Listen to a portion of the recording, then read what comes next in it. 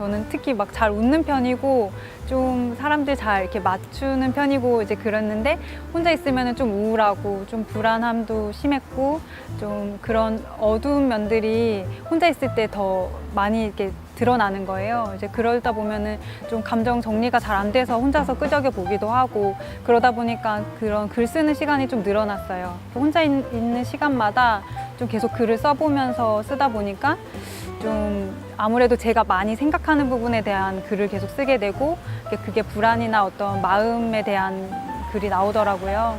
불안이라는 게 모든 사람들한테 가지고 있는 기본적인 감정이거든요. 이게 어떤 하나의 신호라고 볼 수 있는데 불안이라는 감정이 없으면은 우리가 미래를 대비한다거나 계획한다거나 하는 게 할 수가 없잖아요. 그래서 그런 의미로는 모두 다 불안을 가지고 있는데 한국 그 문화적인 특징이라고 볼 수 있는데 좀 집단주의라는 특성이 사람들이 더 서로 관심을 가지게 만들고 그래서 타인의 시선이나 타인의 비판 이런 평가에 대해서 좀 신경을 많이 쓰게 되는 의식하게 되는 그런 부분이 있는 것 같아요. 그러다 보면은 자신이 원하는 거나 자신이 자연스럽게 하는 것보다 사람들이 어떻게 봐줄지에 대한 불안이 있는 것 같아요. 그 감정에 이름을 붙여주면 훨씬 더 좋아요.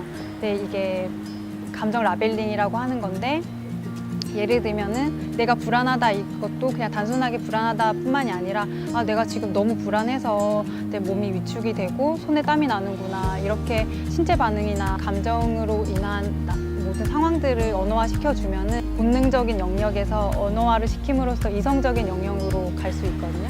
근데 이게 이성적인 영역으로 간다고 하는 거는 그만큼 내가 통제가 가능해지는 거예요. 제일 중요한 거는 그 불안을 일으키는 그 문제 자체에 있잖아요. 근데 그게 어디서 왔는지 그리고 그 문제가 어떤 문제인지에 대해서 생각해보는 시간이 필수적이라고 생각해요. 예를 들면은 우리가 뭐 연애나 대인관계 안에서 계속 불안을 느끼고 있다.